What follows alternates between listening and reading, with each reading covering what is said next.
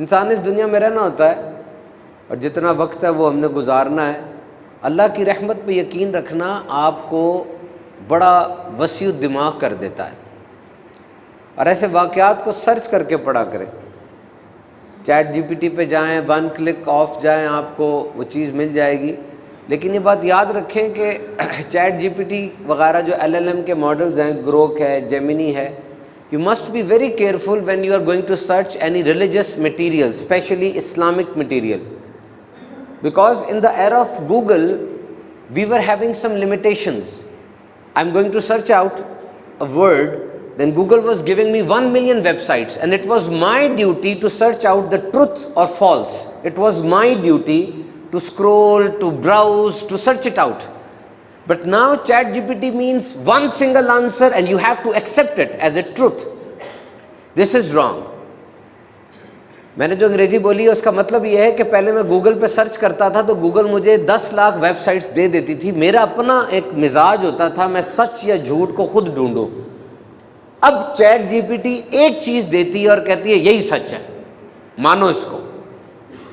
کہاں سے سچ تم نے لیا؟ وہ کیلیفورنیا میں جو سافٹ ویئر انجینئرز بیٹھے ہیں جو ڈیٹا وہ سپورٹ کر رہا ہے اس کو میں سچ ماننے میں مجبور ہوں، کیونکہ جتنا بڑا ڈیٹا ہے 1.8 زیٹا بائٹس کا، ایک زیٹا بائٹ میں 1 ارب ٹیرا بائٹ ہوتی ہے. یعنی زیٹا بائٹ کو اگر آپ ٹیرا بائٹس میں کلومیٹرز میں لے جائیں تو زمین سے چاند تک 2,35,000 راؤنڈ ٹرپ بن جائیں گے. اتنا زیادہ ڈیٹا دنیا میں ہے.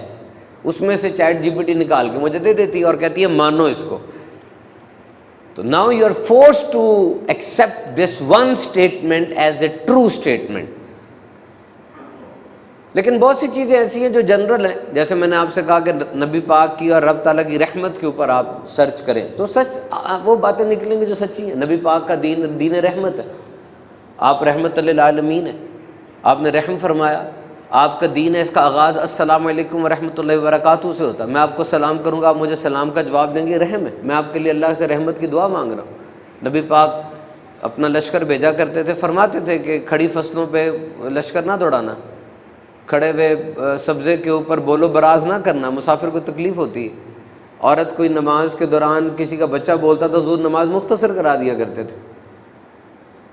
آپ نے فرمایا رحم کرو، اچھی بات کرو، امن کی بات کرو، امن پھیلاؤ، تمہارا وجود امن کا باعث بنے. مدینے میں جو انقلاب آیا وہ امن کا انقلاب تھا. نبی پاک نے سب کو سمجھایا، سکھایا. آپ کے چہرے پہ ہمیشہ مسکراہٹ رہتی تھی. آپ گفتگو فرماتے، لوگوں کے دل میں گفتگو گھر کر جاتی تھی. لوگ گفتگو سن کے متنفر نہیں ہوتے تھے بلکہ گفتگو سن کے قریب آتے تھے اور ترستے تھے نبی پاک کے وجود کے لیے. آپس میں جب گفتگو کرتے، آپس میں گفتگو ان کی شیریں ہوا کرتی تھی، نرم لہجے ہوا کرتے تھے، میٹھی گفتگو ہوا کرتی تھی، طنز نہیں ہوتے تھے، کسی کے بارے میں برے کامنٹس نہیں کیا جاتا تھا بلکہ پیار سے بات کی جاتی تھی. اور پوری اسلامک ہسٹری میں ہمیں یہی ملتا ہے کہ وی مسٹ ٹاک کوڈیلی، اچھے انداز سے بات کی جائے.